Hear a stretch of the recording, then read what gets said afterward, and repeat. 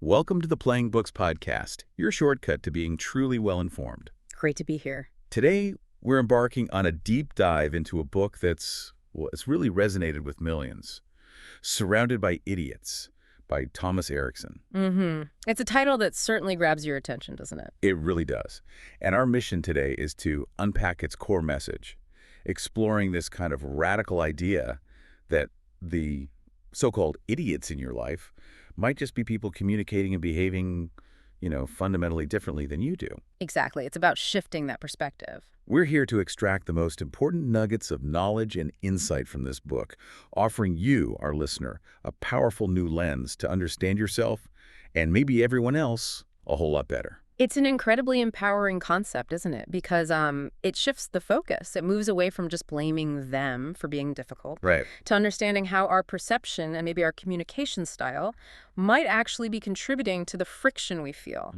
And if we really want to be effective in any interaction, professional or personal, adaptation becomes, well, paramount. Absolutely. And this whole transformative idea, it has a really fascinating origin story. It apparently all started many years ago, rooted way back in rural Iowa. Yeah, with Bill Bonstetter and his son David. Exactly. They developed this revolutionary software system based on the DISC method. Which is a pretty well-established framework, right, for describing human communication, classifying behavior patterns. Precisely. It's the very method Erikson uses, though he simplifies it brilliantly with the colors in Surrounded by Idiots. And that system, it's since expanded to businesses literally worldwide. It's remarkable, isn't it, how often these huge, groundbreaking ideas emerge from really simple questions. Totally. In this case, it was this incredibly profound, yet seemingly straightforward query. Could an agricultural salesperson sell more seed simply by looking at a farm? That's brilliant. It was the spark. It just speaks to that deep understanding, that observation and analysis of human nature, even in a really specific context like farming sales, can yield significant, measurable results. That initial question is such a clever way to frame the core problem, don't you think? It just cuts right to it. And David Bonstetter, who actually wrote the foreword for the book, shares his own journey into this world. He contrasts his own personality. He describes himself as a red-blue. Okay, so logical, detail-oriented, driven. Exactly. Someone who poured his soul into computer science and accounting programs. He contrasts that with his father. His father was apparently a true entrepreneur, the classic red-yellow. The opposite end of the spectrum almost. A people person. Right, a wizard at analyzing human behavior and refining salescraft. Quite the dynamic duo they must have been. Indeed. And it was his father who posed that pivotal question. What if we could couple your ability to develop software with my ability to analyze human behavior? Now that's a perfect synergy of skill sets, isn't it? Blending that tech prowess with a really deep understanding of human psychology. Absolutely. And that led directly to the creation of TTI Success Insights back in 1984. They built this software system that produced these really comprehensive reports on human behavior. And what began pretty modestly with 3.5-inch floppy disks and these long 24-page reports. Oh, floppy disks. Takes you back. Doesn't it? Well, it eventually evolved into sophisticated web-based assessments and global distribution.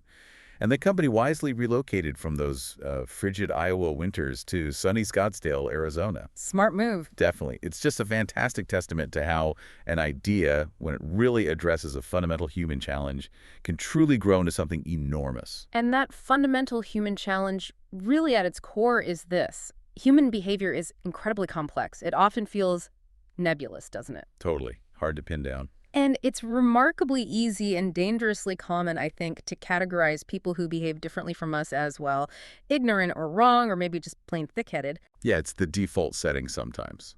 But in today's interconnected world, this kind of sophisticated understanding, valuing a person for their unique strengths and weaknesses, it isn't just a nice to have anymore. It feels absolutely crucial for effective interaction. It's so true.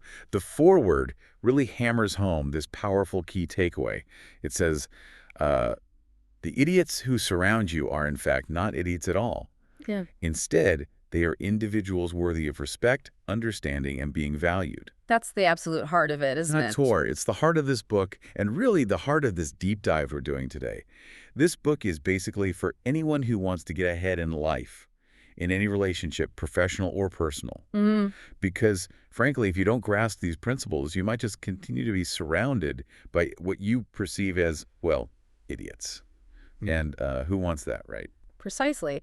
And Thomas Erikson, the author, he brings this idea to life through his own really compelling personal journey, which began way back in his high school days, apparently. Oh, really? Even back then? Yeah, he noticed that conversations just flowed easily with some friends, but with others, everything just seemed to go wrong. Total disconnect. I think we've all been there. Absolutely. He couldn't understand why, and like many of us, he started to kind of pigeonhole people into these two simple but ultimately unhelpful groups.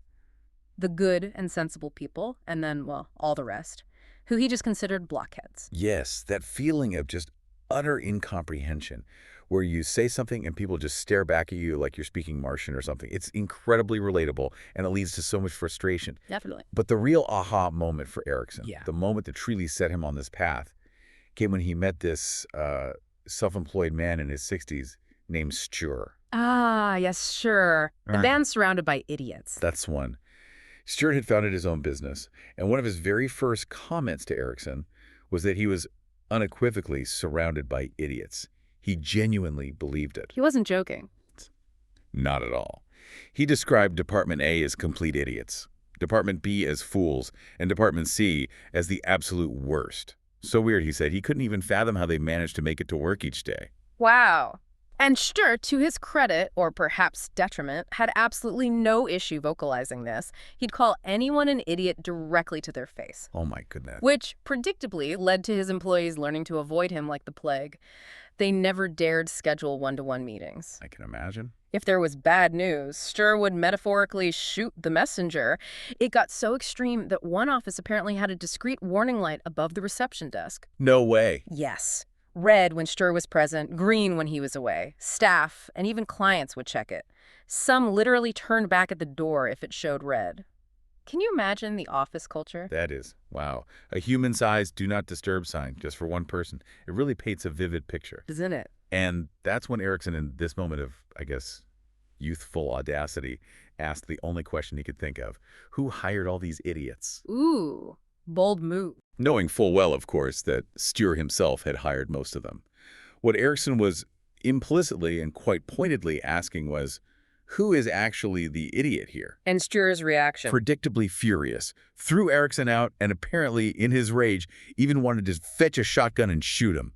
Good grief. Well, that confrontation, as volatile as it clearly was, proved to be absolutely pivotal for Erikson. How so? He realized that while Stuart was maybe a proficient entrepreneur in terms of, business acumen, he utterly failed at handling people. Arguably the most critical resource in any company. Right. People are key.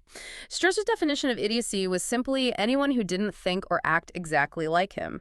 He used these derogatory terms like arrogant windbags or red tape jackasses. And Erikson, in that moment, saw his own past struggles, his own flawed comparisons, mirrored in Stuart's extreme behavior. It was a wake-up call. And that, for Erikson, was the starting gun for his personal transformation. The idea of constantly going through life thinking you're surrounded by impossible people was, as he describes it, appalling. Utterly miserable. Yeah, he realized it would severely limit his own potential and, frankly, just make life unbearable. He decided he definitely didn't want to end up like Stuart. So after a particularly toxic meeting, he committed himself fully and deeply to learning how people function. And the insights he gained were truly profound, weren't they? He shares that this knowledge didn't just transform him professionally, but it changed him fundamentally as a person. In what ways? Well, as a friend, a colleague, a son, a husband, and a father, he became less categorical in his judgments, far more patient, and found himself avoiding conflicts and, well, dishonesty far more often. It's a really testament to the power of understanding. It's incredibly inspiring to hear how deeply this understanding transformed Erikson's own life. And this book, Surrounded by Idiots, is designed to do exactly the same for you, our listener. It's about becoming genuinely proficient at handling different people, moving beyond just, theoretical knowledge to true practical application. Like learning to ride a bike, he says. Exactly. You have to actually get on it and start pedaling. Theory isn't enough. And in a beautiful turn of events, Erikson actually thanks Stuart for sparking this entire life-changing journey for him. It's amazing how negative experiences can sometimes lead to the biggest breakthroughs. So true. So to you, the listener, we extend this challenge. Keep listening, engage with these ideas, and maybe embark on this journey of understanding human communication, just as Erikson did. We really promise you won't regret the clarity and the practical tools you'll gain from thinking this way. And just a quick note before we continue, the author uses him and he quite a bit throughout the book, mostly for simplification, he says.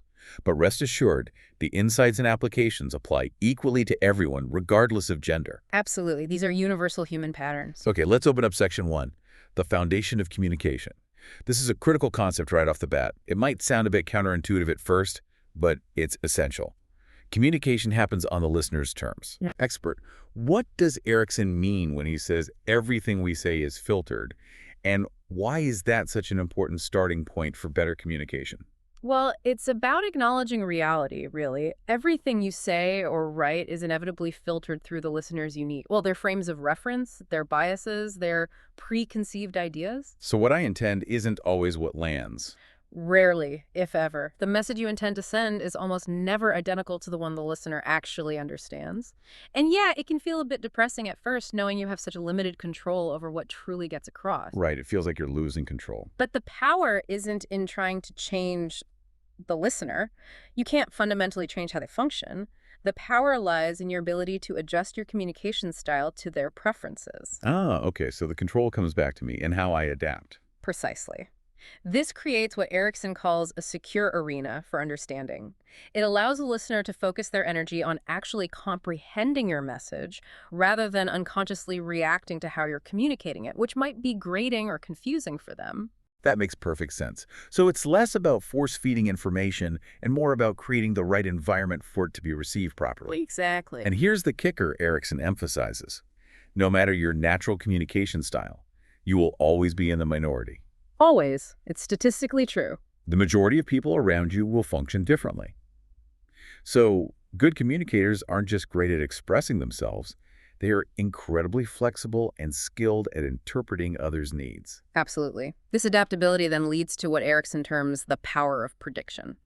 Once you begin to understand another person's behavior style, their color, in his terms, you can make far more educated guesses about their potential reactions in various situations. So you can anticipate how they might respond. Right. And this dramatically increases your ability to truly connect with them, helping your message land precisely as intended, reducing friction, reducing misunderstanding. It's incredibly practical. Now, before we get too deep into the specifics of the colors, Erikson makes an important and, I think, very fair point.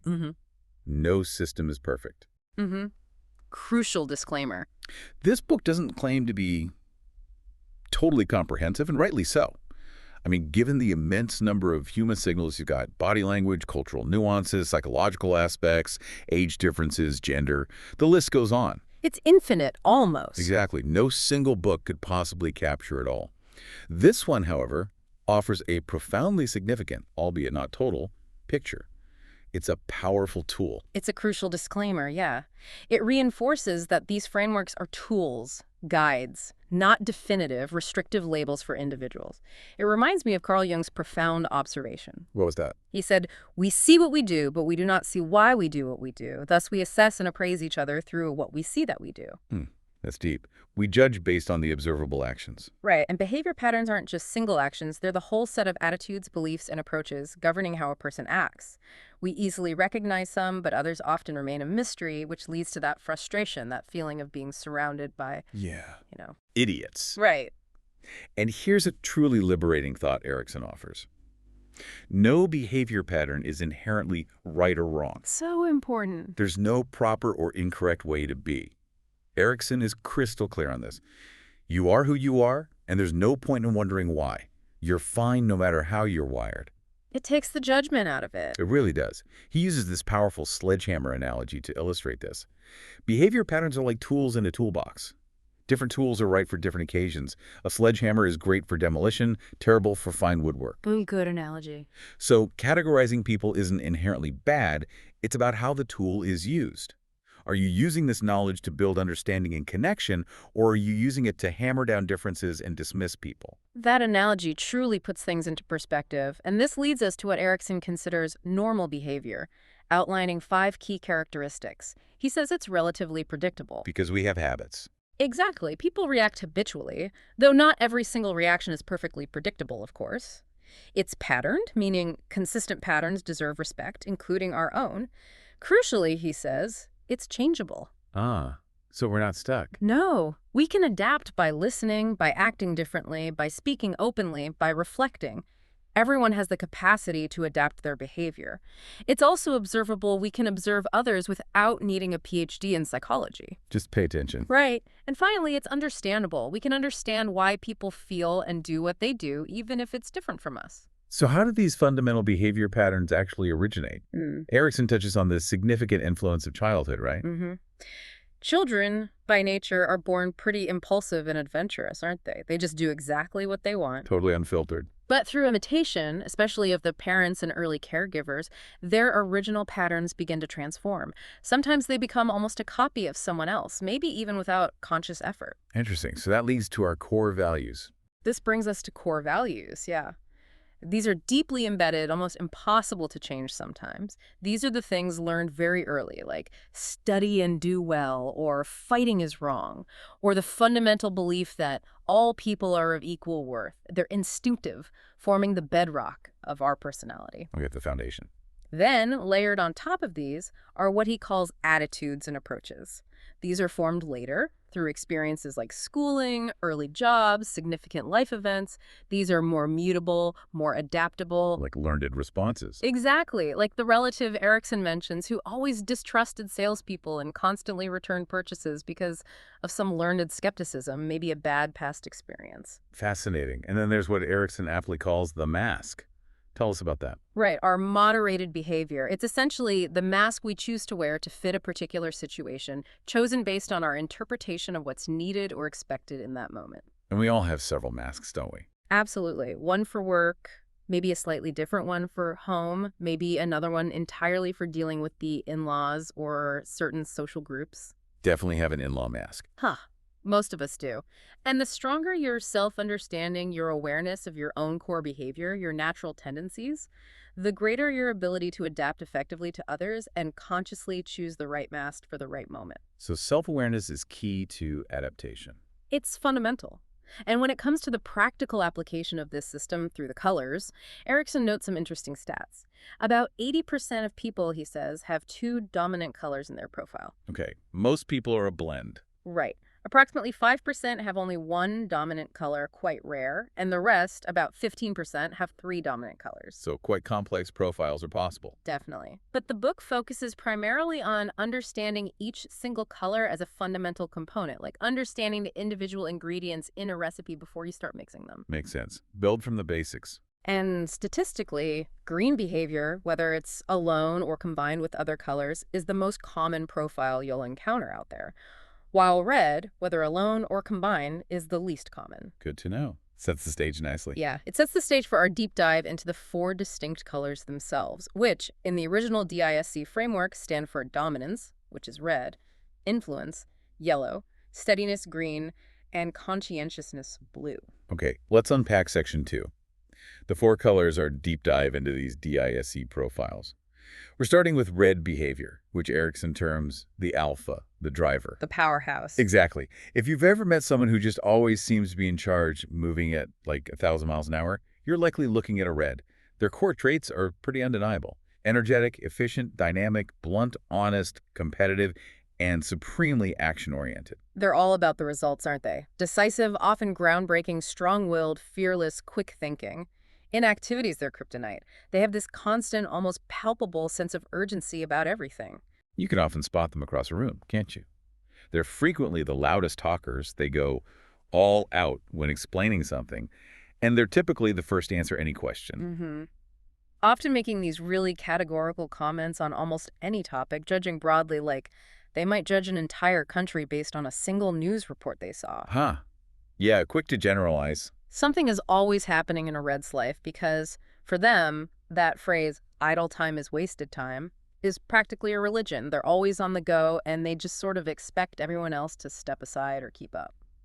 And when it comes to honesty, oh boy, they are brutally direct. No filter sometimes. Right. If you ask them a specific question, they'll tell you exactly what they think. No frills, no empty phrases, and certainly no sugarcoating. And they don't understand why anyone would make a fuss over it. They just see themselves as stating facts. Erikson calls them very honest, precisely because they dare to express their personal truths, even when it's uncomfortable for others. If you need someone with just boundless energy to drive a team or a project forward, bring in a red. They fight tirelessly, often way past the point where others would have given up, especially if they are personally determined to succeed. That drive is incredible. This is what Erikson calls the slog or split phenomenon. If a task is important to them, personally important, they will go through fire and water to get it done. If it feels meaningless or beneath them, it effectively goes straight into their mental trash bin, ignored. That competitive drive is truly legendary, too. Erikson shares a story about a Red CEO who played in a company's soccer tournament. So seriously, he'd literally flatten opponents. That's no holding back. None. He'd even compete in traffic, apparently, or in reading speed contests. And yes, even intimidated his own children in memory games because he just had to win. It sounds extreme, maybe even unpleasant. A little bit. Yeah, but Erikson suggests his intentions usually aren't malicious. He just wants to win. Simple as that. And their efficiency is remarkable. Remember Bjorn? Ah, yes, Bjorn the consultant. Founder of a consulting company, famously structured his day so that no meeting lasted longer than absolutely necessary. He could squeeze an email, a phone call, and meeting minutes into a mere 5-minute gap between things. Incredible focus. For a Red, detesting inactivity means an incredible amount gets accomplished. They just power through. Then there's that compelling example of Elizabeth, who sounded utterly convincing, talking about her company earning $50 million a week. Even though it was, 20 times the actual reality? Exactly. But she believed it so fiercely. And her definitive facial expression, her determined countenance, her unwavering voice, it just made everyone else in the room nod along in agreement.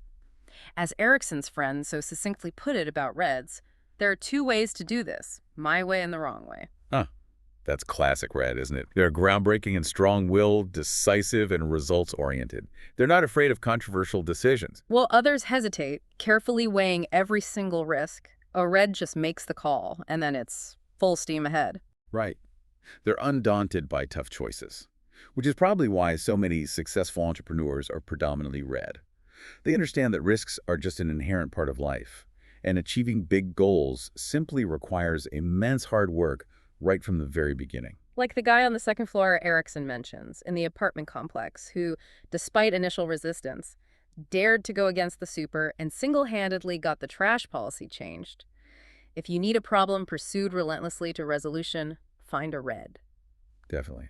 And they're quick thinkers, too. Surprisingly ready to shift ground if a better solution presents itself, or if they realize a prior decision was maybe flawed. Yeah, they don't stubbornly reject others' ideas if they themselves have none, or if the new idea is genuinely superior. Their focus is on the best outcome, quickly. This drive for constant change, for pushing boundaries, it creates tremendous dynamism and flexibility around them. Although, sometimes when you ask a Red why they changed something that was perfectly working fine, the answer might just be because I could. Which can be incredibly stressful for other profiles, right? Greens and blues finally get used to one new organization or process, and the Red has often already outlined the next drastic step, constant churn. So when we look at famous figures, who comes to mind as a classic Red? Steve Jobs, almost textbook. FDR, maybe. Venus Williams, certainly. Margaret Thatcher. Barack Obama is listed by Erikson. And here's one that might surprise you, but Erikson presents a compelling argument for her. Mother Teresa. Mother Teresa. Really, she seems so green. Right. But if you consider the immense strength she needed, the sheer determination, the powerful world leaders she had to confront and deal with to achieve her goals against incredible odds, you start to realize she must have possessed an extremely determined and forceful personality, which is a very typical Red profile trait, that relentless drive. That's a fascinating perspective. You focus on the drive, not just the perceived demeanor. Exactly. Now let's pivot to how Reds are often perceived by others, because this is where the friction often arises. It's frequently a very different picture from how they see themselves. The perception gap. They are commonly seen as belligerent, arrogant, egotistical, unyielding, impatient, aggressive, controlling, dictatorial, and in, extreme cases, even tyrannical. Why does everything take so long? That's a complaint you frequently hear echoing from a Red, isn't it? Constantly. They're perpetually impatient, and often more than willing to bypass official channels or cut corners to achieve their objectives faster. Remember Bjorn, the consultant, again? Driving in the bus lane. For 20 miles. Eventually lost his license, but he coolly calculated that the fines were well worth the time saved. For Reds, rules are often just recommendations. Suggestions that maybe don't apply to them. Exactly. They break rules, not usually out of malice, but simply to get the job done faster, more efficiently in their eyes. Then there's the expectation. Say what you think. Reds expect candor and directness from others. They appreciate it. But here's the paradox. Uh-oh. When you actually give them criticism, especially if it's unwelcome or hits a nerve, they often react angrily. Erikson warns that the storm will be brutal. So how do you handle that? The worst thing you can possibly do in a conflict with a Red is to back off or show weakness. That loses their respect entirely. Instead, you need to stand firm, articulate your point clearly. Don't get emotional if you can help it. Match their directness, but maybe not their volume? Something like that. Their deep-seated need to control situations also makes them constantly ask, "What are you doing over there?" They need to feel in charge. So they talk constantly, interrupt frequently. And often appear to ignore others in their drive to maintain control. Erikson mentions that red-blue middle manager. The one who completed her employees' tasks. Yes. Astonishingly, completed an employee's tasks early, then turned around and criticized their perceived sluggishness. She was seen as rigid because she combined that red drive with blue meticulousness and a quickness to criticize, a tough combination. Wow. And finally, their relational style can sometimes be summed up as, "I'm not here to be your pal."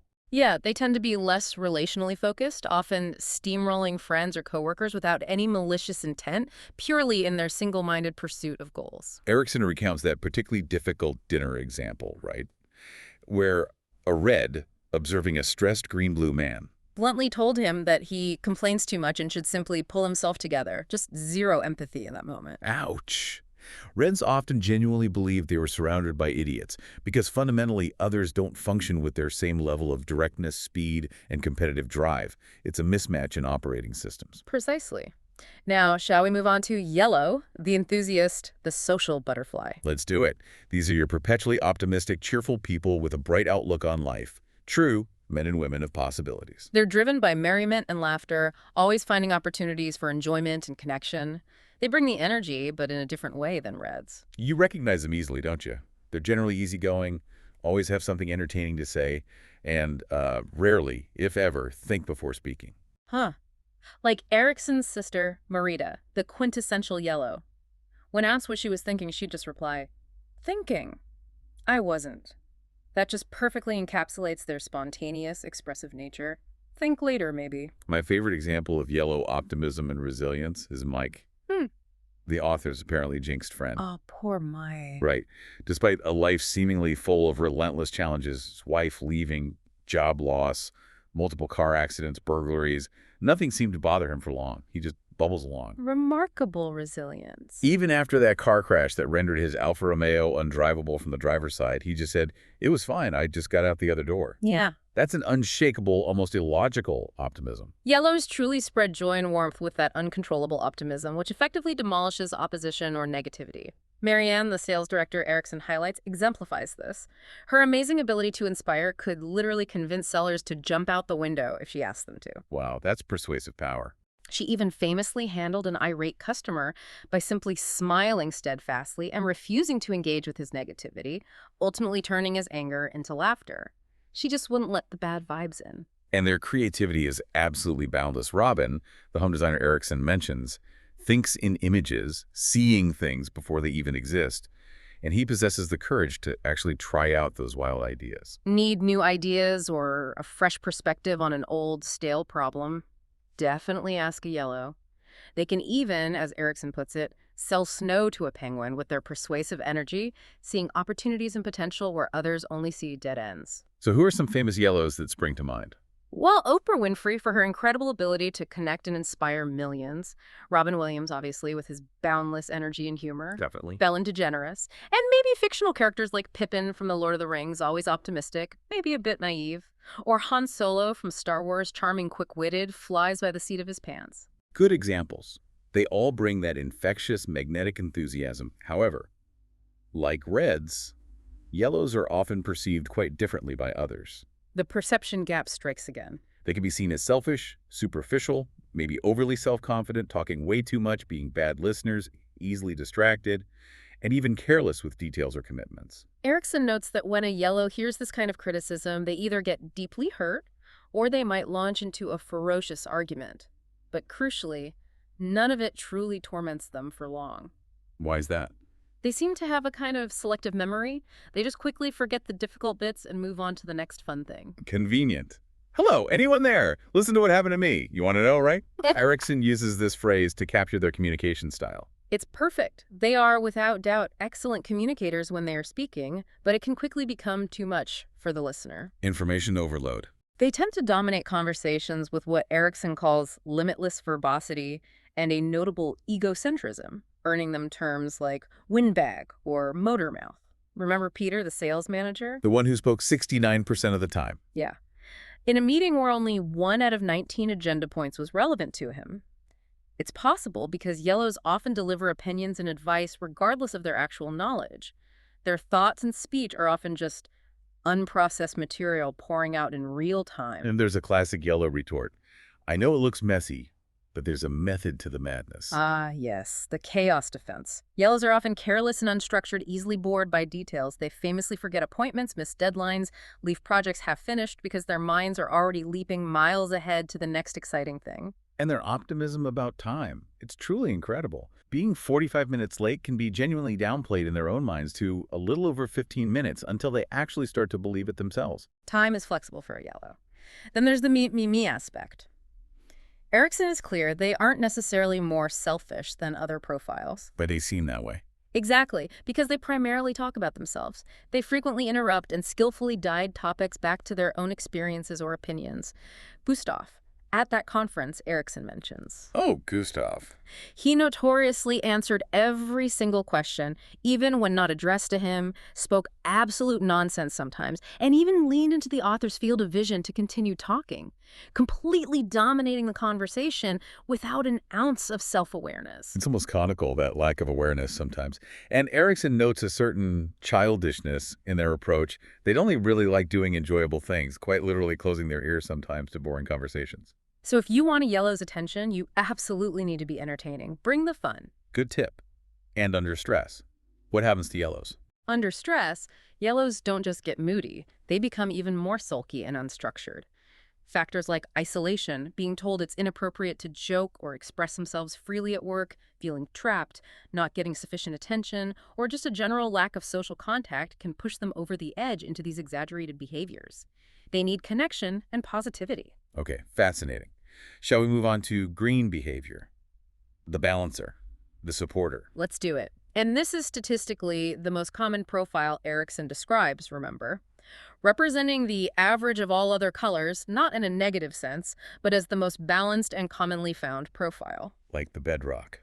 Sort of. Historically, Hippocrates called them phlegmatic, remember? And the Aztecs referred to them as earth people, stable, grounded, working for the collective good. Greens inherently strive to fit in, don't they? Yeah. And they painstakingly avoid offending anyone if they can help it. They typically won't talk back directly to a boss, for instance, preferring harmony over confrontation. They are ideal for calming down agitated yellows, offering that steady, unwavering presence, and they can also gently warm up emotionally distant blues. Erikson recounts the green wife of a very comical yellow husband. Yes. She just sits quietly, smiling patiently at his antics, often saying with genuine affection, "But he's having so much fun." Just letting him be him. They're incredibly selfless too and make genuine loyal friends. Maja, the assistant Erikson highlights. She sounds wonderful. Organized everything, remembered everyone's birthdays and anniversaries, sent thoughtful emails reminding the busy consultants about their families back home, purely because it simply made her feel good to take care of others. Yeah. It wasn't about getting credit. That's lovely. And Lhasa, the friend of the author, always ready to help, drives children, helps people move house, lends tools, listens patiently to complaints for hours. Sometimes even forgetting his own work in the process, right? Exactly. Pure selflessness sometimes. Greens are also incredibly thoughtful and supportive, though sometimes indirect. Remember Christopher, the colleague? The one who called about the boiler? Yes. Called Erikson on a Sunday morning, asked loads of questions about his boiler, offered advice, even offered to send a plumber over, before finally, and very discreetly, asking if Erikson happened to be going into town later that day. He didn't want to ask directly for a ride and put him out. Wow, that's considered to an extreme almost. They listen attentively, Genuinely wanting to hear about problems, though they may not always offer immediate solutions, they prefer just to be there, offering a supportive ear. Huh. Host, speaker. This profound ability to simply listen makes them surprisingly effective in certain roles, doesn't it? Helena, the green seller Erikson describes, she survived a daunting industry primarily by mastering the art of listening. She met this tough executive, notoriously difficult to sell to, known for not buying anything unless he absolutely had to. So what does she do? No hard sell? Expert speaker? Nope. Instead of pitching aggressively, she just listened. Listened to him talk in great detail about his beloved vintage car. He was apparently so impressed by her presence, her quiet attention, that he signed the sales agreement before the food was even served at their lunch meeting. Amazing. Listening is a superpower. But, like the others often perceive greens quite differently from how they see themselves or how we've just described their positive traits. Okay, what's the downside perception? They can be seen as pig-headed, sometimes naive or gullible, indifferent, lacking commitment, passive, reluctant to take firm positions, deeply afraid of change, hesitant, and sometimes even sulky if things don't feel right. Pig-headed. That seems counterintuitive for someone agreeable. It does, but Erikson explains it as, excuse me, but that's not quite accurate. Greens are surprisingly stubborn beneath their calm exterior. They can stick rigidly to initial views even when presented with contradictory facts, especially if changing their mind might cause conflict or require effort. The path of least resistance. Often. Erikson gives an example of a young man who trusts his friends or stuff he sees on TV over his own parents, even on serious issues like drunk driving after just 3 beers, because challenging his friends would be uncomfortable. And their general desire to please and avoid conflict can also make them quite gullible, can't it? Yeah, Easily exploited by more assertive types. definitely.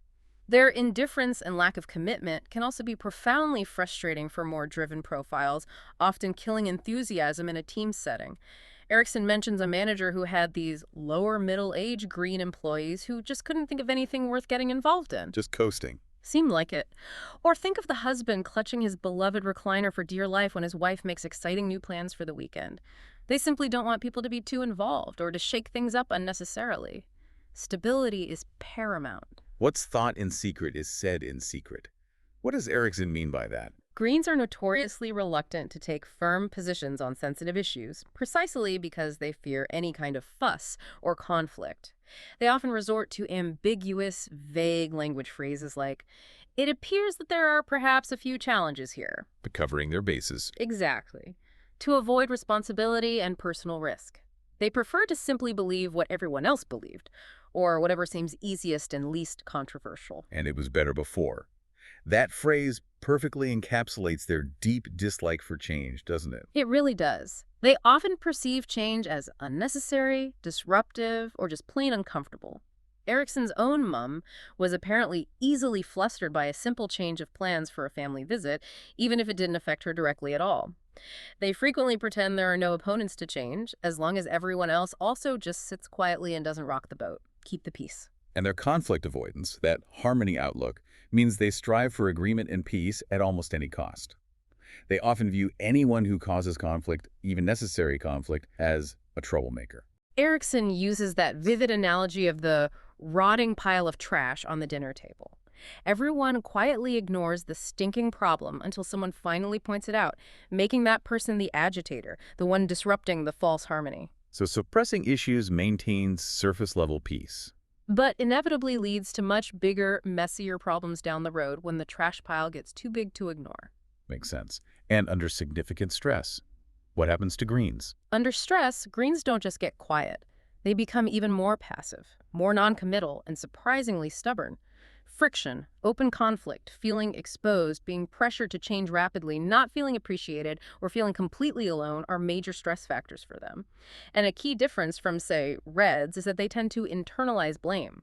Rather than externalizing it, they think, what did I do wrong? Right. And when we think of famous greens, who better than Mahatma Gandhi or Fred Rogers? Figures known globally for their calm, supportive, harmonious, and deeply empathetic approach to humanity. Perfect examples. Now, shall we tackle the final color? Blue behavior. The perfectionist, the analyst. Let's do it. These individuals are characterized by being meticulous, logical, rational, incredibly detail-oriented, accurate, constantly questioning, observant, remarkably unassuming, intensely quality-focused, fundamentally honest, and absolute sticklers for following rules and procedures. The quality control experts of the world. Pretty much. You'll undoubtedly recognize them. They're the ones who might subtly clear their throat before correcting a factual error someone just made, or who can effortlessly recite highly detailed statistics off the top of their head, whether it's, the Patriots' precise Super Bowl record or Will Smith's exact hometown. They truly, deeply appreciate alphabetical order and meticulous organization, everything in its place. They're also profoundly unassuming, aren't they? A purely blue person rarely feels the need to toot their own horn or seek external validation. Not at all. Erikson shares that story where a blue colleague, after 2 hours of everyone else puzzling over a complex problem, just casually provided the complete solution. And when asked why he didn't speak up earlier, he simply stated, well, you never asked. For him, he was just doing my job, analyzing the data, and saw no reason to interject without being specifically prompted. It wasn't about showing off. And they are incredibly detail-oriented, sometimes to an extreme. A blue water will read every single paragraph, every footnote of a contract before even considering signing it. Absolutely. Erikson tried to sell a leadership program to that blue CEO. The one who scheduled exactly 50 minutes. Yes, not an hour, not 45, because he had meticulously calculated his entire day down to lunch plans and bathroom breaks. This CEO eventually demanded a proposal that ballooned from 10 pages to 35, then 85, then finally 300 pages. Good grief. And even then, when he had everything, all the data, he still asked, is there any more material? For him, the process of gathering and analyzing information was often more interesting or perhaps more comforting than the final decision itself. Need more data. Erikson's own father, the engineer, exemplified blue honesty too, didn't he? During house viewings, he'd meticulously point out every single flaw, leaks, flaked paint, potential structural issues because, as he'd logically state, because that's how it should be done. He valued being absolutely honest and accurate over making a quick profit or just being polite. Facts are facts. Imagine a blue assembling IKEA furniture. It's a great visual. It really is. They will read the instructions not once, but probably twice. They'll then carefully examine all the parts, maybe wipe off any dust, and meticulously tally every single screw before even starting the assembly. Check, double check, triple check. They'd likely measure a gravel incline in the garden to the exact centimeter and absolutely stop at a red light in the middle of the night, even if no one else is around for miles, simply because that's the rule, that's the way you do it. For blues, silence is golden. That captures their communication style well. Very much so. They are generally introverts, active primarily in their rich inner world, and they don't talk unnecessarily. They don't have that need to be heard just for the sake of it, unlike maybe yellows or reds sometimes. They're often content to be observers, spectators. For a blue, being silent is a positive state if there's genuinely nothing meaningful or accurate to add to the conversation. However, perception gap time again. Blues are often perceived by others, particularly those who are more expressive or spontaneous, as evasive, maybe defensive, perfectionist to a fault, reserved, fastidious, excessively meticulous, hesitant, conservative, perhaps lacking independence, constantly questioning, suspicious, tedious, aloof, and sometimes even cold-hearted. Quite a list of negative perceptions. And their biggest potential weakness, particularly in a fast-paced environment, can be what Erikson calls planning paralysis. Analysis paralysis. Exactly. They find it incredibly difficult to start anything new due to their overwhelming need for thorough, comprehensive preparation. Erikson jokingly remarks they'll plan into the next century without ever putting a shovel to the ground. They're frequently seen as overly critical or pessimistic too, aren't they? Erikson's friend Hans, remember him? After a major kitchen remodel, the first thing he did was immediately point out a single crooked cupboard door, despite the overwhelming success of the whole project. Can't help but see the flaws. Blues miss nothing, and they deliver their observations, which they see as purely objective facts, often rather insensitively. They consider themselves realists, while others see them as outright pessimists, always pointing out what could go wrong. A blue truly believes that 95% right is actually 100% wrong. There's just no room for almost perfect. None. The woman Erikson describes who denied being a perfectionist, then, without hint of irony, detailed her incredibly precise routine of organizing her children's shoes by size and meticulously cleaning the kitchen upon returning home. It perfectly illustrates this mindset. Her colleagues found it hilarious, but she genuinely didn't understand why.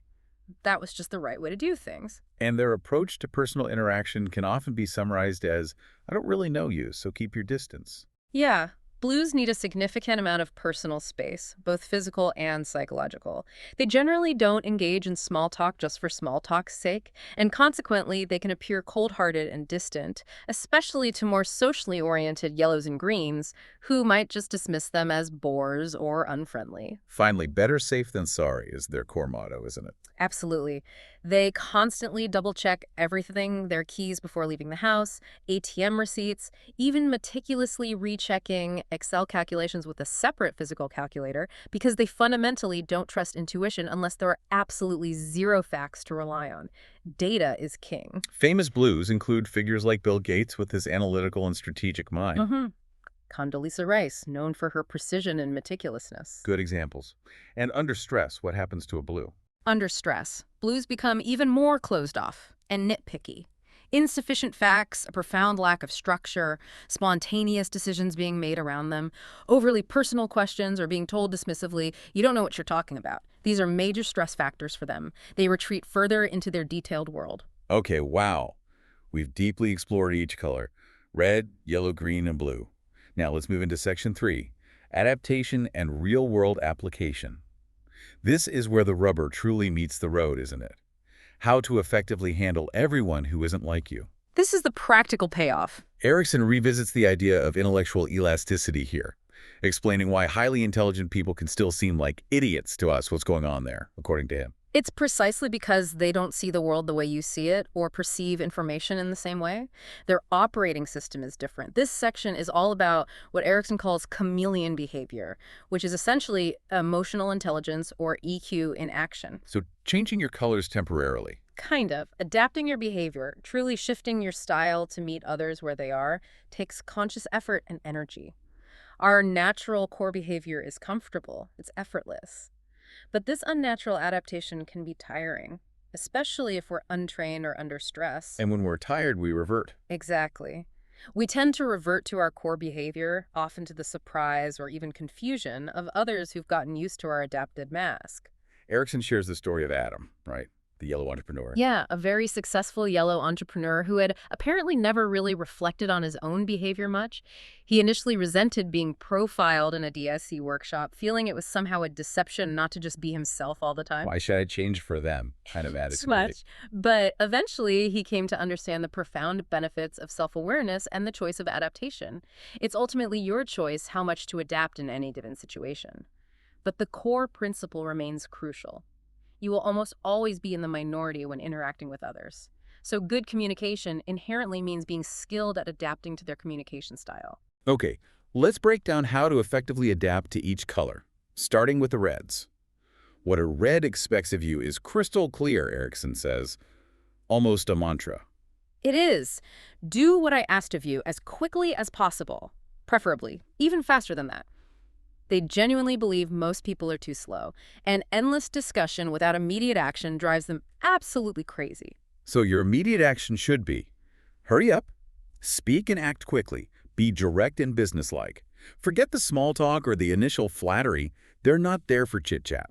Don't ask about their weekend vacation plans right away. They're there to do business. If you want to make a deal, present your suggestions succinctly. Get straight to the point, discuss the deal. Paradoxically, because they are so direct and action-oriented, reds are often the easiest to sell to if you stick to business and respect their time and pace. That's true. When interacting with a red, you also need to be determined and direct yourself. Have an opinion, state it clearly, and never vacillate or seem unsure.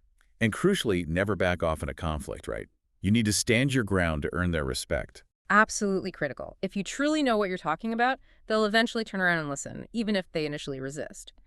Erikson advises that a red will rattle and rumble, stamp on the floor to test your conviction. If you'll fold. Right. But if you don't give in, they will respect you for it. If you back away, however, you lose their respect entirely and become, in their eyes, just a doormat. And when confronting risks with a red, remember they aren't inherently anxious about risk. They see it as part of the game. So don't appeal to their fears. It won't work. Instead, give them concrete examples of historically dangerous situations where maybe haste led to negative outcomes. Prove your point with irrefutable facts and data, and demand that they think twice. You need to stick to your guns, calmly but firmly, using logic they can't easily dismiss. Fostering relationships with Reds can be tricky because they often don't naturally understand why others might avoid them due to their directness or perceived conflict-seeking behavior. They might genuinely not get it. You need to explicitly explain to them, maybe logically, that no one can manage everything alone, and that seemingly trivial things like small talk are actually quite important for building trust and rapport with other profiles, which ultimately helps them achieve their goals. Once they grasp this logical point, they might actively participate. Okay. And when delivering bad news or constructive feedback to a Red, what's the approach? Do not, under any circumstances, gift wrap it or beat around the bush. Be prepared for what might feel like a war. They will likely protest loudly, maybe accuse you, possibly yell. Sounds intense. It can be. Yeah. Your strategy is to refuse to play along, do not shout back. Instead, remain calm, articulate your points clearly and factually, and critically, ask them to repeat back what they've understood and agreed on to ensure clarity. So you need to be strong and self-confident yourself when you choose your moment. Absolutely. You need to be grounded. And remember, if you don't engage in their theatrics, you can often manage their anger and actually get them to see the impact of their conduct on others or the goal. Okay, good advice. Next, let's talk about adapting to yellow behavior. What a yellow expects is almost a plea, isn't it? It is. That sounds fun. Let me do it. And praise me for it. Your action should be to be exciting and innovative in your approach, and yes, flatter them a lot. They absolutely thrive on positive affirmation and enthusiasm. When communicating with a yellow, always keep it brief and focus squarely on the big picture. They simply can't cope with too many details, right? Right. They find details excruciatingly boring and will quickly tune out or ignore facts if something just feels right to them. They inherently trust their gut feelings, their enthusiasm, way more than spreadsheets or lengthy reports. So you need to get concrete commitments from yellows, otherwise things will likely remain vague and unfinished. Definitely. They love to talk, not always to listen or follow through, so you need a strategy. Prepare a clear plan beforehand, know your precise message, and know the desired response you need from them, a specific action, a deadline. Then ask for specific yes or no answers, not open-ended, vague promises like, yeah, I'll look into that. Time management is critically important with yellows, too. They are perpetually late and have that uncanny ability to downplay it. So coordinate appointments properly, and don't be afraid to subtly, or maybe not so subtly, exaggerate the consequences if they're late, like genuinely telling them the plane will literally take off without them if they don't leave now. You might even invite them to dinner 30 minutes earlier than everyone else, just to get them there roughly on time. Might be necessary sometimes. And you absolutely need to manage their ego. Yellows have strong egos and a deep-seated love for attention and being the center of it. They genuinely believe they know it all, even when they clearly don't. Often, yeah. And they'll jump into conversations to offer opinions or advice, regardless of their actual expertise on the topic. You need to handle that with a bit of grace, but also keep things on track. Delivering bad news or constructive feedback to a yellow requires considerable persistence, Erikson says. It does. First, create a friendly, non-threatening atmosphere. Then, give very concrete examples of the specific behavior you need to address, for instance. In that meeting yesterday, you spoke for about 50% of the time, even when the topic wasn't directly relevant to your department. Be specific, not general. Very specific. Be prepared for them to potentially miss the point entirely, or to twist your words, maybe saying, oh, so you're saying I was boring. Make it abundantly clear that you don't dislike them as a person, only this specific behavior needs adjusting. And be prepared for the martyr complex. Yes. Nobody likes me, everyone's picking on me. Be persistent, gently stick to the facts you've observed, and don't get lost in their emotional smoke screens or attempts to change the subject. Okay, got it. Now let's discuss adapting to green behavior. What a green primarily expects is more of a quiet understanding, right? Yeah, it's like, leave me alone to do my work, but be there when I need you, and please be friendly and supportive. Your actions should be gentle and reassuring. Crucially, don't pressure them, avoid conflict like the plague, provide clear plans and lots of details for them, and you, the non-green, must almost always take the initiative. So to overcome their natural passivity, don't ever expect them to take the initiative on big decisions or complex multi-step plans. Generally, no. You, the more proactive person, usually must do the planning and explain every single step in meticulous detail, like explaining exactly who is responsible for buying the wine for the party or the precise address and opening hours of the flower shop they need to visit. They need to feel completely on board and secure with every step to avoid retreating or simply running away from the situation if it feels overwhelming or unclear. And when delivering bad news or constructive feedback to a green, remember their profound dislike for friction. Absolutely. Always deliver criticism in private, one-on-one. Immediately reassure them that you still like them as a person, that this isn't personal. Be gentle in your delivery, but, and this is critical, don't backpedal or minimize the issue when they respond with total appeasement. What does that look like? They might say, "Oh, I'm so stupid, you're right, it's all my fault." Maybe there are tears. Or they might attempt to placate you with irrelevant actions like offering you coffee when you're trying to discuss their performance. So how do you handle that? You need to gently but firmly emphasize repeatedly that the specific behavior is the problem, not the person themselves. Show positive reassurance through your actions afterwards, demonstrating you still value them. Erikson admits he once made the mistake of letting a green employee's guilt make him feel bad, so he backed off. And the problem didn't get solved. Exactly. It festered and ultimately led to her being laid off. His advice is clear. Don't let their avoidance tactics make you abandon addressing the core problem. Be kind, but persistent. Okay, really important distinction there. Finally, adapting to blue behavior. What a blue expects above all else is. Give me all the facts, all the details, all the time. Your action is clear. Be exceptionally well prepared. Stick strictly to facts, figures, and data. Work meticulously with checklists if possible. Don't get overly personal immediately, and always, always respect their profound need for personal space, both physical and psychological. You must diligently manage their insatiable need for detail, right? Never simplify information for a blue. No, that's insulting to them. Instead, provide exhaustive, comprehensive details and be prepared to answer all their questions, even the ones that seem incredibly specific or minor to you. If you genuinely can't answer a question, admit it honestly, explain why the data isn't available, but never, ever dismiss their question as irrelevant or trivial. Why is dismissing them so bad? Because dismissing their question proves to them that you haven't kept track of the crucial details, which is a major red flag for a blue. It undermines your credibility instantly. Got it. How do you help them overcome that potential decision paralysis? Remind them, perhaps gently, that they often value the process of analysis even more than the final decision itself. Your role might be to provide that crucial piece to the puzzle, the final bit of data that allows them to feel confident in finalizing their internal calculations. You might need to gently push them to make a choice by reminding them of firm deadlines and the concrete, logical consequences of further delay. Help them logically calculate the risk, and then, crucially, help them to move on. And when addressing their perceived pessimism, remember they see themselves as realists. Exactly. Blues are not dreamers, they're realists. So skip any inspirational speeches or fluffy motivational language, it just won't land. Stick rigidly to facts, data, and realistic, sober perspectives. As the Blues and Erikson's team experiment famously retorted when presented with aspirational, non-specific goals, we have Excel. Facts rule. Fostering relationships with blues requires a conscious effort to remind them that others have feelings and that those feelings, well, they matter, even if they aren't logical. You might need to explain precisely how their direct criticism or perceived coldness affects people emotionally. Show them, perhaps logically, that being honest isn't a blanket excuse for being callous or insensitive to the impact on others or team morale.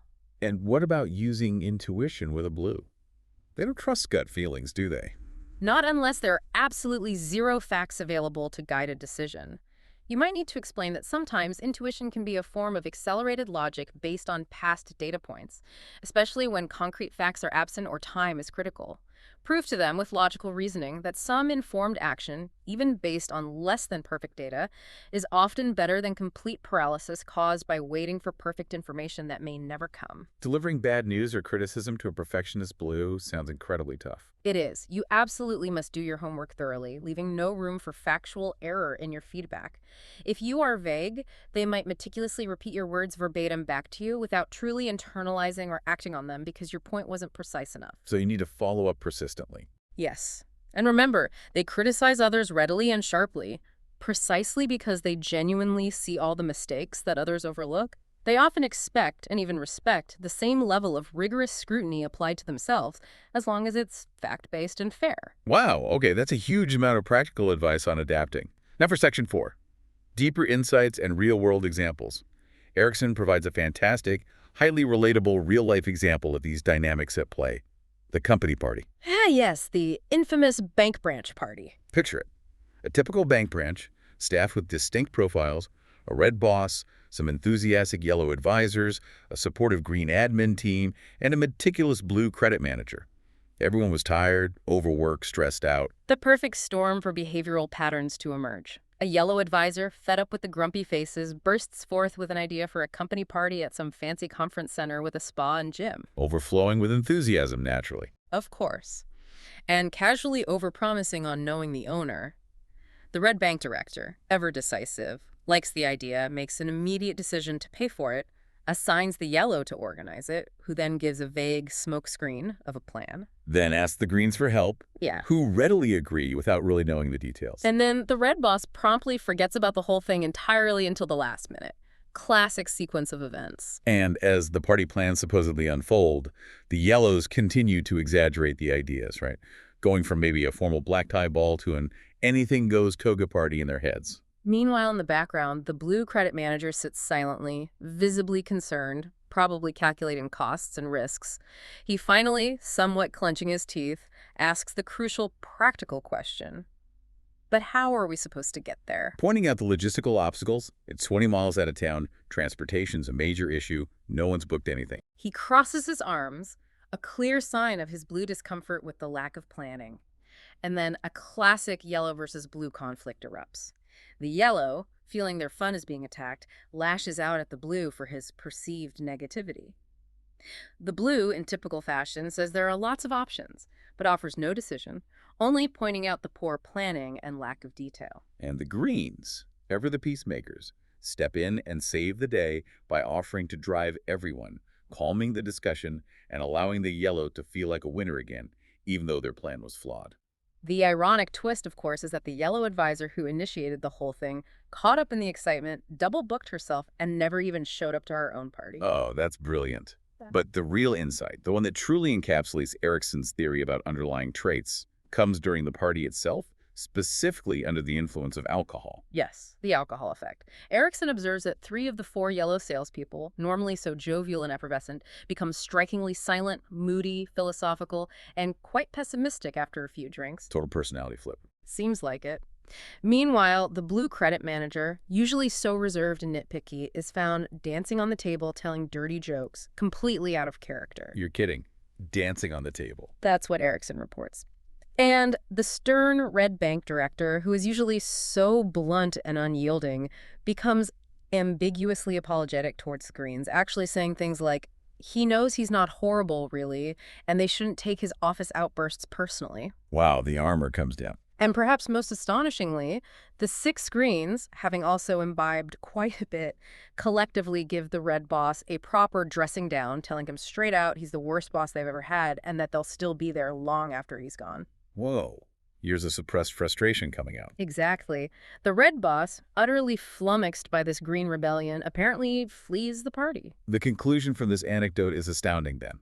Yellows and blues seem to fundamentally switch personalities under the influence, while reds and greens change their behavior towards each other in unexpected ways, revealing maybe deeper feelings. Alcohol clearly changes people, but how they change is even more interesting and reveals these underlying dynamics. And of course, come Monday morning, everything returned completely to normal, as if nothing had happened, back behind the masks.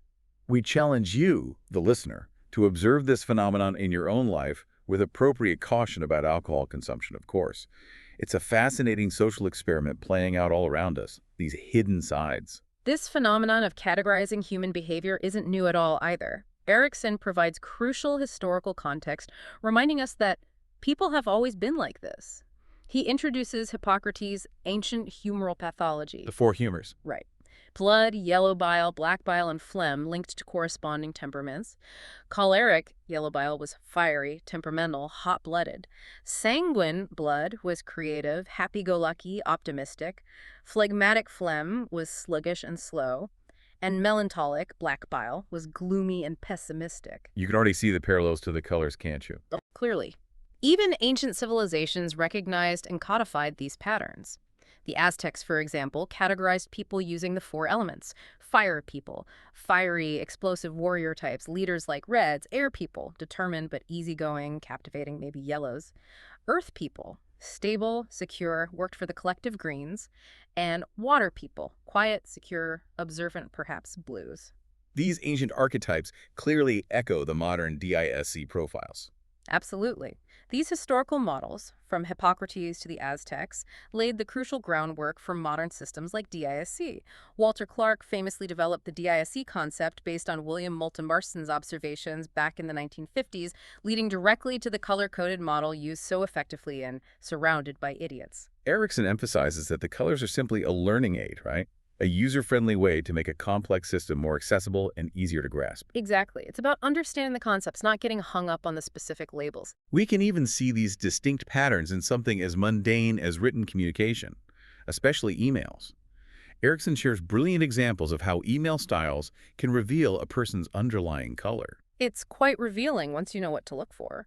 Consider a typical red email: blunt, action-oriented, maybe all caps. Like, meeting tomorrow morning at 11, be punctual. K. Short, sharp, commanding. Exactly. Your action. Reply instantly and keep your response just as short and to the point. A yellow email, in contrast, is typically chatty and personal, isn't it? Maybe mentioning a recent game they watched, or casually apologizing for forgetting to attach the photo they promised, with a very casual closing like, cheers. Your action. Be cordial in return, perhaps thank them for the humor or their personal touch, and definitely don't rush their typically unstructured communication. Give them space. A green email usually has a softer, more personal tone. Maybe mentioning homemade cinnamon buns they're bringing in, or including a polite, almost apologetic reminder about a meeting they hope isn't inconvenient. Very gentle. Your action. Be personal and benign in your response. Reassure them, and don't introduce any unnecessary stress or urgency. Keep it calm. And a blue email is almost always formal and factual, often attaching 3 meticulously prepared documents, perhaps with a polite but firm reminder to familiarize yourself with the enclosed material prior to the meeting. Very precise. Your action? Confirm receipt immediately, demonstrating efficiency. Promise to get back to them after a thorough review, showing that you too value detail and process. Erikson encourages you, the listener, to actively observe and apply these insights to your own written communications, emails, texts, whatever. You'll be surprised what you start to notice about people's underlying styles. Anger and stress are also incredibly unique gauges of a person's color and how they cope internally and externally. Erikson uses that vivid analogy of different drinking glasses for temperaments. Suggesting a shot glass for a red temperament. Right, because it holds so little before overflowing into an immediate fiery reaction. Reds tend to vent quickly and move on. What about a yellow's temper? Generally sunny, but they can get upset. They can be expressive and emotional when angered. The mercury of their anger might rise gradually, but it is noticeable their eyes might intensify, gestures become more impetuous, their voice gets raised. But the good news is, due to their famously bad memory or perhaps just their forward focus, they typically don't hold grudges for long periods. The storm passes relatively quickly. Beware the fury of a patient man. That phrase perfectly describes Green's fury, doesn't it? It really does. Greens are masters of suppressing anger and frustration, internalizing it for ages. But when they finally burst, perhaps over something seemingly small, it's often a dramatic flood of stored grievances, referencing old, seemingly forgotten events from years ago that have been simmering beneath the surface. So it's crucial to create an environment where they feel comfortable expressing concerns earlier. Absolutely vital. Before the internal pressure builds to an explosive level, they need psychological safety to voice dissent gently. And blue's anger, how does that manifest? It can be very hard on them internally, especially if criticism is perceived as untrue or unjust because it challenges their fundamental need for accuracy and logic. They don't typically explode outwards like a red. Instead, they become completely closed off, withdrawn, and will meticulously split hairs, retreating into their precise, self-contained inner world where they will reevaluate everything, perhaps building a case against you silently. And under any form of stress, Erikson explains, an individual's normal conduct is simply reinforced and exaggerated. That's the key takeaway on stress. A red becomes even more aggressive and dominating. A yellow more sulky, scattered, and unstructured. A green more passive, withdrawn, and noncommittal. And a blue becomes even more closed off, questioning, and nitpicky in the relentless pursuit of perfection and control. This has crucial managerial implications, surely. Huge. Knowing these profiles helps managers avoid common pitfalls and retain higher productivity, especially during stressful times. For instance, pushing a red is fundamentally different from pushing a green or a blue. A red, paradoxically, actually needs to be pushed sometimes to be given challenges and intensity to bounce back and remain engaged. Otherwise, they get bored and disengaged. Pushing a green or blue that way could be disastrous. Okay, this understanding of stress responses is vital. Now let's explore Section 5, Combinations and Conclusion, diving into how these colors interact in the real world, in teams and relationships. Right, because most people aren't just one color, and we interact with combinations all the time. Certain color combinations are naturally harmonious, creating a comfortable synergy. Like blue and green. Exactly. They often find immense comfort in each other's calm, thoughtfulness, and shared introversion. They're both comfortable diving deep into details, taking their time, and won't build castles in the air. They prefer a solid, well-researched foundation. They understand each other's need for space and quiet reflection. The potential downside: they might struggle together to make quick decisions or take bold initiatives. Okay, what about red and yellow? They seem quite different. They do, but they often work remarkably smoothly together in certain ways. Both tend to shoot from the hip, are action-oriented, and drive forward with powerful, outgoing, and highly verbal energy. They set a naturally fast tempo for any project or interaction. So they feed off each other's energy. To an extent. While a red might occasionally find a yellow too talkative, unfocused, or perhaps lacking in follow-through, and a yellow might find a red too blunt or demanding, both are incredibly skilled at filtering each other out when it suits them. They can maintain a productive, if potentially noisy and high-octane partnership. Then there are what Erikson calls complementary combinations, pairs, that bring essential balance to each other, even if they aren't naturally similar. Right. Blue and red, for example. Both are highly task-oriented, which creates a natural alignment on getting things done. The red is the accelerator, intensely focused on results and driving things forward at pace. The blue is the meticulous brake, ensuring process, accuracy, quality, and considering potential risks. So you need both for success. Absolutely. Both are needed for successful driving in any endeavor. But as Erikson points out, you can't push both pedals accelerator and brake hard at the same time and expect smooth progress. They need to coordinate and respect each other's roles. What about green and yellow? Another seemingly contrasting pair.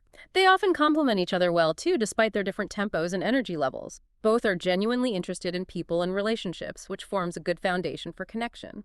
The green, being inherently laid back and patient, often allows the yellow to take as much space as they want to talk, express themselves freely, brainstorm wildly. One talks, one listens. Often, yes. And greens are also remarkably good at calming hysterical or overly excited yellows, helping them stay grounded and bring their boundless energy into a more focused, productive direction.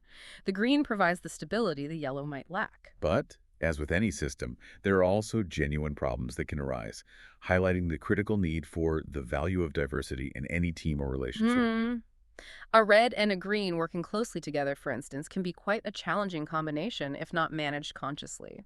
The red will inevitably be critical of the green's perceived slowness, hesitancy, and lack of initiative. The green, in turn, will often think the red is overly aggressive, demanding, and confrontational. So how can it work? Well, the saving grace is that greens are inherently accommodating. So if managed well, reds can give clear orders and direction, and greens will reliably receive and execute them, albeit perhaps at their own pace and with a need for reassurance. It requires the red to moderate their impatience, and the green to perhaps step up slightly. Okay. And the greatest challenge, according to Marston's original theories in Erikson, often a yellow and a blue working closely together. Yes, this pairing often presents the most significant friction if awareness is low. The yellow, being impulsive and big-picture focused, dives into tasks without reading instructions, talks excitedly and broadly, generating ideas constantly. The blue, meanwhile, reads everything meticulously, researches silently, focuses on details, and remains motionless until all facts are gathered and analyzed. Oil and water, almost. It can feel that way. This fundamental lack of awareness of each other's operating style and vastly different operating speeds can lead to significant ongoing friction, misunderstandings, and mutual frustration. The yellow thinks the blue is a slow, boring obstructionist. The blue thinks the yellow is a careless, superficial whirlwind of chaos. Erikson illustrates this perfectly with the team experiment, doesn't he? He does. It's a brilliant demonstration. He divided telecom company managers into homogeneous groups, a pure red group, a pure yellow group, a pure green group, and a pure blue group, and gave them all the exact same complex, problem-solving task. What happened in the red group? Predictably loud arguments, constant jockeying for dominance, one person eventually just working entirely alone, and they declared the problem solved triumphantly and quickly. But crucially, they solved the wrong problem entirely because they hadn't listened or analyzed properly. Speed over accuracy. And the yellow group. As expected, high energy, incredibly lively discussions, people practically fighting for space at the whiteboard, lots of amusing anecdotes and jokes that, predictably, had absolutely nothing to do with the actual task. Their final presentation was incredibly entertaining, full of enthusiasm, but they also hadn't actually solved the core task. Fun over function. The poor green group. The picture of quietness. Almost completely silent, incredibly hesitant, visibly suffering quietly through the entire exercise, unable to make decisive progress or voice their concerns effectively, analysis paralysis due to fear of conflict or making a mistake. And the blue group. To an almost absurd degree, quiet and motionless. They deliberated thoroughly, debated every minuscule detail of their plan, got bogged down arguing about minor grammar errors in the written instructions, advisor versus advisor, and ultimately needed far, far more time than allotted. This led them to be branded idiots by the impatient Reds watching them. Detail over decision. The conclusion of this powerful experiment is stark and undeniable, isn't it? Absolutely. No group, no team, no relationship should be solely composed of one type if you want optimal results and healthy dynamics. Diversity is the only possible route to decent, effective group dynamics and well-rounded solutions. Yet managers, often unconsciously, tend to recruit people who are just like themselves, don't they? It's a common trap. We gravitate towards people who think like us. But in doing so, they often fail on this fundamental requirement for building a truly well-rounded, resilient, and successful team. You need all the colors. The book also includes a quick quiz, which is a fantastic self-assessment tool to get you thinking about your own colors and those around you. Erikson mentions that for the question, which profile is most common in your social circle, there is no given answer. Because it's a direct reflection of your own choices and the types of people you naturally gravitate towards, consciously or unconsciously. Who do you choose to spend your free time with? This leads to a truly provocative thought from Erikson's more about question 23, the question about partners. When you have the freedom to choose who you spend your closest time with, like a life partner, do you consistently choose people similar to yourself, your mirror image? Or do you, perhaps unknowingly, seek out your total opposite? It's a fascinating question for date personal reflection, isn't it? What balances you? What challenges you? What feels comfortable? The book really encourages you to explore that within your own significant relationships. So, to sum it all up as we draw towards the end of this deep dive, Surrounded by Idiots has, we hope, really highlighted why different people behave the way they do, what makes them similar, and what makes them uniquely different. It's about recognizing the patterns, not to rigidly label people, but to foster understanding. The core insight, the one to really take away, is that the individuals you might perceive as idiots or just difficult in your life are, in fact, usually not idiots at all. Instead, they're simply individuals worthy of your respect, your understanding, and maybe even your genuine appreciation for their unique contributions and perspectives, however different from your own. It's about fundamentally shifting your perspective, not just judging theirs. The power truly is yours. We challenge you, our listener, to keep your eyes wide open from today onwards. Actively observe these differences in your own life, in your friends, your family, your colleagues, and yes, even in yourself. Start identifying these colors in action and see how it changes your interactions, maybe reduces your frustration. We truly believe that letting the ideas from Surrounded by Idiots permeate your thinking, becoming part of your own mental toolkit, will profoundly enhance your life. It can lead to much better communication, far greater understanding, and significantly more effective and less frustrating interactions across the board. You'll navigate the world with new clarity and maybe more confidence. If you're intrigued by these powerful concepts and want to explore them even further, dig deeper into the nuances, we highly recommend you purchase Surrounded by Idiots by Thomas Erikson. It's a truly enlightening, accessible, and practical read that will continue this journey of understanding for you. And we also encourage you to engage directly with Thomas Erikson himself on social media if you're so inclined. Share your thoughts, Ask questions, see what discussions are happening, continue the conversation as you apply these insights in your daily life. Thank you so much for joining us on this deep dive into human behavior and communication. It's been a fascinating discussion. If you enjoyed this journey into understanding yourself and others better, please make sure to follow, subscribe, and maybe share the Playing Books podcast with others who seek knowledge, unexpected insights, and perhaps a fresh perspective on the people around them. We'll be back soon with another deep dive.